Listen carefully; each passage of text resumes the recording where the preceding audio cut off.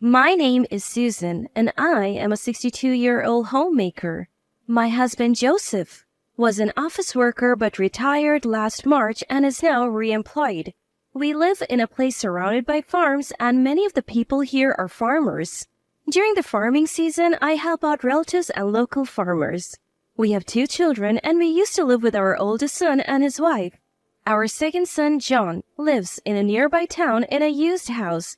Our second son's wife is laid back and a bit airheaded, but she's a lovable and adorable wife. On the other hand, our oldest son's wife, Jessica, who lives with us, is quite responsible, and I thought she was just right for our careless eldest son, Daniel. However, she might be too responsible, worrying about our family's future.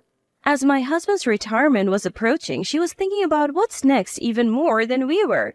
My father-in-law's salary will drop significantly once he's retired. That means we won't be able to live as we have been. She said this with a scary face to my husband and me, so I thought she would take over managing the household finances. Before my husband retired, his salary covered most of our living expenses. Our oldest son also contributed to the living expenses every month, but honestly, it wasn't enough to cover his family and our 5-year-old grandchild. I didn't know how much our oldest son was earning, but since our oldest son's wife was working full-time, I assumed they were doing fine. I took care of all the housework, including dropping off and picking up our grandchild from kindergarten. On holidays, they often left our grandchild with me and went out to play, leaving our oldest son behind. My husband complained to our oldest son about his carefree wife several times. Did Jessica go out to play again? She's always demanding things but does whatever she wants. Our oldest son, who does whatever his wife says, could only laugh it off. As my husband says, our oldest son's wife always interferes with our actions. When our grandchild was born, my husband bought a minivan so we could all ride together. But our oldest son's wife immediately intervened. Such a big car is inefficient if we're not going out as a family every day. She made a visibly uncomfortable face even though my husband was paying for the whole car. However, when the car was delivered, our oldest son's wife started using the minivan as the main vehicle, and even the gas card was in my husband's name. If we planned to go to a resort as a family on a weekend, our oldest son's wife would get angry on the day. I'm going out with my friends today, so I will use the minivan. Once she said that, she never changed her mind, and our oldest son's wife ended up using the minivan. It was strange that our oldest son's wife, who was so against buying the minivan, was the one using it the most. Our oldest son was even more interfered with, becoming like a servant to his wife. When our oldest son went to a dinner party with his colleagues shortly after they were married, his wife was furious when he returned home. If you are going to be late, let me know in advance. The oldest son had mentioned a dinner party earlier, but his wife Jessica seemed to have completely forgotten about it. Even when my husband and I intervened trying to soothe Jessica, her anger did not subside. My life's rhythm gets thrown off, so from now on, no more dinner parties. It was a selfish demand, but since our oldest son has a quiet nature, he silently agreed without arguing. Watching Jessica berate our oldest son even in front of her father-in-law and mother-in-law, I felt anxious, thinking that this marriage was a mistake. Our oldest son's salary is entirely controlled by Jessica, and he receives only a small allowance.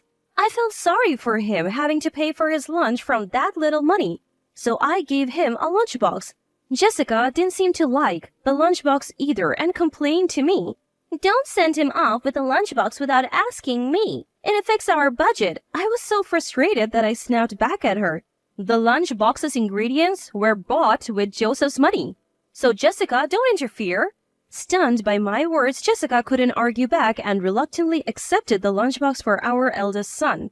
We were also taken aback by Jessica's attitude when our grandchild was born. During childbirth, Jessica had returned to her parents' house, and even after coming back, she seemed to have little interest in caring for the baby.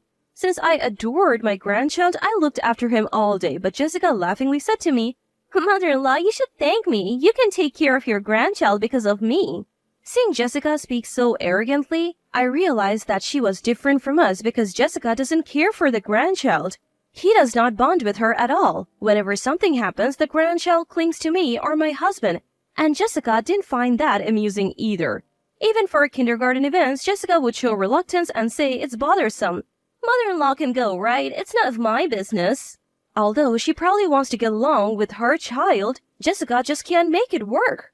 Recently, she apparently went to pick up her child from kindergarten, a rare occasion, but he cried, saying he didn't want to go home with her. When I went to pick him up after receiving a call from the kindergarten, I saw my grandchild running towards me with a beaming smile, while Jessica had a complicated expression on her face. Lately, Jessica's main concern is about my husband and me after retirement. We had been telling our oldest son and Jessica for quite some time that my husband will be rehired after retiring, but Jessica always worried about his salary decreasing. I finally decided to propose something to Jessica. If Joseph is rehired, shall we leave the household finances to you, Jessica? Jessica glared at me with a fierce look, but after thinking for a moment, she answered, "So you mean that I will be in charge of this house?" I nodded. That was my intention. Oldest son's wife, looking perplexed, nevertheless smiled and said, "I understand from now on I will take charge of everything." Her smile was airy. But starting in April, when my husband was rehired, we decided to entrust the household finances to our oldest son and his wife. From the next day, the oldest son's wife handed me papers to record the utilities, monthly payments, and food expenses individually. The monthly payments could be seen on our banking cards, but the food costs were only roughly known. When I filed in an approximate amount, the oldest son's wife yelled at me, "You have been buying groceries like this? How pathetic. You are a typical incompetent housewife." I felt like bursting into anger, but I wanted to see how well she could manage things. From April, we planned to live on the salaries of our oldest son and his wife, paying only our share of the food and utilities. But then the oldest son's wife demanded the same amount as before. "I expect father-in-law to contribute the same amount every month," she said. My husband, surprised, immediately replied, "Aren't we living on Daniel and Jessica's salaries now?" To my husband's words, the oldest son's wife responded with a laugh. "What are you talking about? I'm only deciding how to distribute and pay. Father-in-law will pay as before." We didn't understand what she was saying, and she added, "If you can't pay the usual money, please leave this house. You two outdated nuisances are in the way." Called outdated nuisances, my husband couldn't stand it any longer. "How dare you talk to your parents like that? If we were a nuisance, we'll leave." It was rare to see my usually gentle husband so angry. We went to our room to discuss our future. I was worried about what we would do if we left, so I asked my husband, "What will we do if we leave this house?" My husband replied calmly, as if his earlier anger was a lie. "We plan to go to John's house. I've already talked to him." Surprised by his unexpected words, my husband continued with a happy face, "Let's give that arrogant oldest son's wife and sloppy Daniel a taste of their own medicine." I still didn't understand what my husband was saying, but I decided to trust him. Our oldest son, who had heard that his wife wanted us to leave, was panicking alone. And, unable to stop her, a truly pitiful son. My husband had already begun preparing for the move, and I started packing too. The oldest son's wife, a little surprised to see that we were really moving, kept making snide comments as we packed. "Be prepared. I'll throw away all the stuff you leave behind. You outdated nuisance couple are slow in preparing for the move."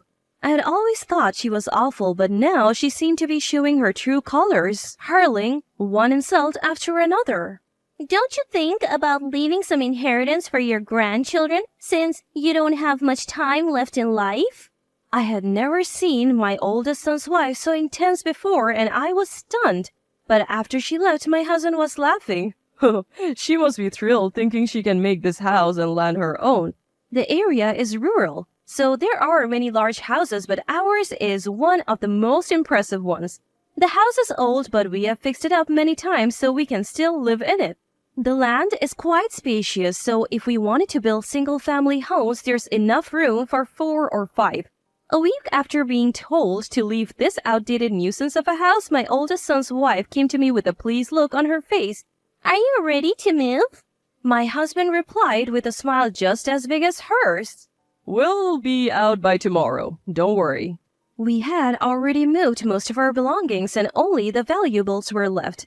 My oldest son's wife didn't seem to care where we were moving to. She just wanted us out of the house. The next day, as we were leaving, she saw us off at the front door with a confident posture. Our oldest son was hiding in the shadows looking guilty, and I was disgusted with him for being so controlled by his wife. Our grandchild didn't seem to know I was leaving and was crying in his father's arms. Leaving the house wasn't that sad, but I felt like crying for our left-behind grandchild. We headed straight to our second son's house and began unpacking. In stark contrast to my oldest son's wife, my second son's wife is always smiling and makes everything fun. When my second son got married, he bought a used single-family home and my husband helped financially. The house was too big for just the two of them, so I once asked him, "Why did you need to buy such a big house?" He replied with something profound. Dad told me to buy a slightly bigger house since he was giving me money. He was the one who introduced me to this house in the first place. I wondered why my husband had found a house big enough for two families when we already had our own. Looking back, was he anticipating being kicked out of our house? My second son and his wife, who don't have children yet, were living alone in this big house. They said they had been lonely, but now it would be livelier with us around. My second son's wife works but takes care of the housework and everything was in order. When I offered to help, she shyly asked, I'm bad at cooking, so I would like you to teach me, mother-in-law." My second son, who had been listening, said with an exasperated face, "That's right. My wife's cooking has a strange and mysterious taste, so please teach her properly, Mom." Indeed, the meal my second son's wife made that day was all dishes we had never seen before, and both my husband and I were surprised. A month after moving, we had heard nothing from our oldest son, and we had settled into life in our second son's house, as if we had always lived there. However, a few days later, I received a panic call from my oldest son's wife. "Mother-in-law, the neighbors are talking about church donations and stuff. And someone claiming to be father-in-law's nephew told us to leave the house. What's going on?" My oldest son's wife seemed confused, and I was equally baffled by her one-sided rant. I tried to calm her down. She still seemed panicked, but something occurred to me. For generations, the people living in that house had served as church elders for a nearby church, and we had to collect donations every year. I remember my husband and I splitting the task and going around the neighborhood to gather contributions. We were also responsible for managing a nearby communal cemetery, collecting maintenance fees, taking care of the grounds. My husband, overhearing my conversation with my oldest son's wife, grabbed the phone and yelled at her, "Our family has been the landlords of that area for generations, so we had to take care of everything." He continued with a triumphant look on his face. "I forgot to mention, but that house and land aren't mine. They belong to my brother, but now his son, my nephew, has inherited them." I didn't know all the details, but I knew we were only borrowing the place. According to my husband, we were living rent-free in exchange for him taking over the church elder duties and cemetery management for his nephew. My husband had been covering the property taxes, and the maintenance must have been a relief for the nephew. For my husband, it was not only for the sake of his distant living nephew, but also to preserve the family home passed down through generations. With my husband's explanation, my oldest son's wife seemed to grasp the situation, and she snapped back at him. "I understand about the church, but why are we being told to leave?" She yelled without flinching. My husband explained with a sly smile. "For quite some time, there has been a talk of developing the area around the house into residential land." It seems the nephew had been holding off on the development out of consideration for us, but since we were kicked out, he told the nephew it was okay to proceed. The nephew was also furious after hearing about my oldest son's wife's heartless actions. Since she wouldn't take on the church elder or cemetery management duties, the nephew saw no need to be considerate and suddenly demanded that she vacate the house. Listening to this, I understood why my husband had encouraged our second son to buy a large house. Either way, my husband had been thinking that we would eventually have to leave that house, and he probably chose our second son as a cohabiting partner over our unreliable oldest son. From my perspective, both were unreliable, but comparing the two wives, a difference emerged. The calculating oldest son's wife, realizing she was at a disadvantage, quickly hung up. That night, my oldest son and his wife came to our second son's house, and my oldest son's wife asserted their rights. "Since we are living in that house now, father-in-law will find us a replacement, and of course he will pay the rent." My husband and second son were about to explode with anger at the selfish demands of my oldest son's wife when my second son's wife interjected with an unrelenting comment. Jessica, we bumped into each other in a strange place the other day, didn't we?" At this sudden and inexplicable remark, my second son looked ready to erupt in anger, but his wife showed everyone her mobile phone. On the screen was an image of my oldest son's wife arm in arm with a man none of us had ever seen before. The moment she saw the picture, the color drained from my oldest son's wife's face. The second son's wife continued to press her. I work near that spot, so I have seen you there a few times," she said, showing more pictures one after the other. My oldest son's wife's previous bravado was gone, and she looked down trembling. Even my unreliable oldest son couldn't hold back and yelled, "You've been cheating on me?" Normally, one would give up at this point, but my oldest son's wife wasn't silent. "That's right, I have been cheating. If you didn't have any assets, I would have never married a man like you." Whether defiant or proud, my oldest son's wife spat out her usual harsh words and left with one last parting shot. "A man without a house or land, I'll be the one to break up with you." Without a single word of apology, she left my second son's house.